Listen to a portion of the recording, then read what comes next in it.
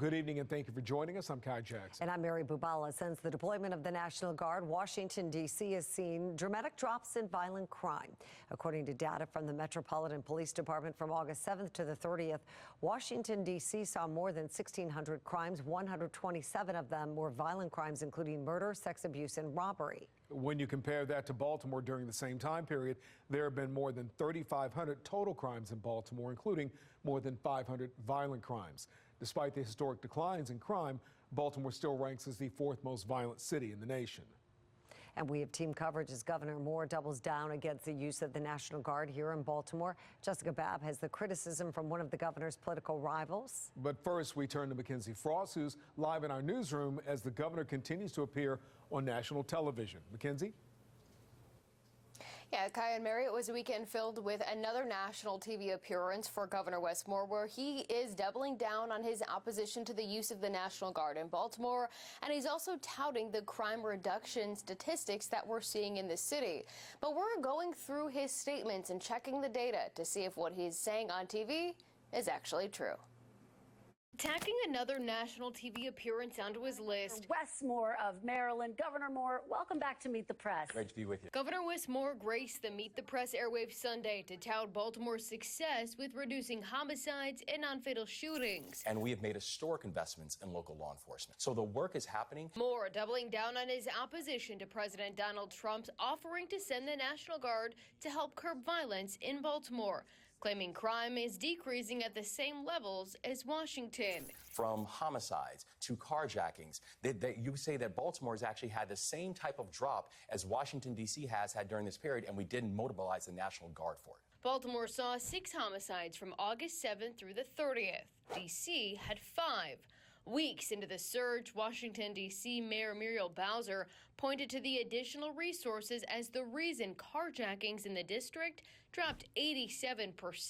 We know that when carjackings go down, when use of gun goes down, when homicide or robbery go down, neighborhoods feel safer and are safer. So this surge has been important to us for that reason. We can set the narrative. Political analyst John Dady says Moore's repeat national appearances is not a surprise, but argues the governor is leaving out a key part of the puzzle, leading to success in the city. I think Ivan Bates has been the solution since day one. When he said, bring your toothbrush, the tone changed. It's all about tone. And I think that by being very aggressive and prosecuting a lot of gun crimes, not slapping wrist on things. Dede pointing to this from City State's Attorney Ivan Bates. Well, if you're breaking the law, you're going to walk around for legal handguns on the streets, bring your toothbrush with you, because we're going to send you to jail. Telling criminals in Baltimore violent crime would now be a priority. And the tone started to shift under former U.S. Attorney for Maryland Eric Barron, who stood in the city announcing the federal government would be using all tools available to go after criminals. This Al Capone model of prosecution is designed to take violent people off the streets by any appropriate legal means necessary. Now, as President Trump turns up the heat on Governor Moore and shines a spotlight on Baltimore's crime problem, the governor, along with Mayor Brandon Scott and others, held a crime walk in Park Heights Friday, claiming to prove the partnerships with community groups like Safe Streets are driving down the violence. The walk itself lasting just minutes, as leaders curtailed the media access, walked blocks before taking questions. It was a very last-minute performative walk, especially when you have a lot of security around. That's when the governor announced a surge in state law enforcement resources to Baltimore.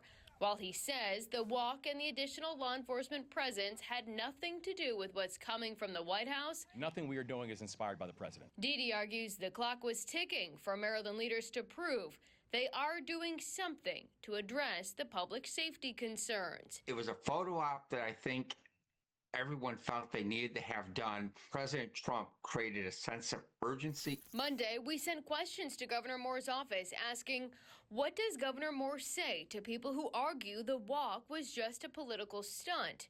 When did the planning for the walk begin?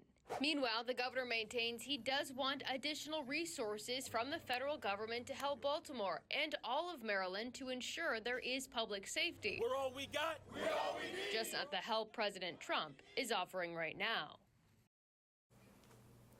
Now, I just got a response from the governor's office to those questions that we sent earlier today, not exactly answering the question specifically. Instead, a spokesperson says that the walk highlights the partnerships between the governor's office and the organizations and leaders here in Baltimore City and underscores the governor's commitment to the community.